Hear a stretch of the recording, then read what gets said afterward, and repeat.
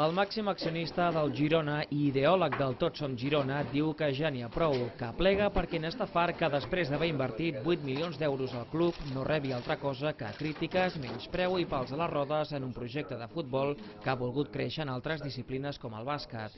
I és precisament a Fontejau on cauen alguns dels seus retrets. Jo personalment estic tip de pocavergonyes, de mentiders, no? I de persones que no tenen cap interès per l'esport, no? I l'única cosa que els interessa és mantenir una ridícula cadira, la seva, o intentar tenir-ne una de millor, no?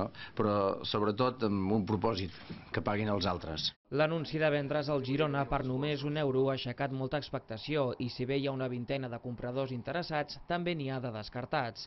El d'Enric Flix, responsable de la desaparició de la Unió Esportiva Figueres, n'és un.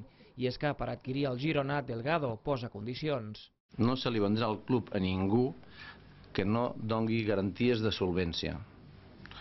Garanties de solvència per garantir com a mínim el que nosaltres hem estat fent durant aquests mesos. En el paquet s'inclou el Girona, el projecte Tots som Girona, l'escola de futbol del Congo i també un paquet d'accions d'un club de la primera divisió búlgara. Però perquè tot qualli caldrà que l'equip conservi la categoria, el principal actiu del club.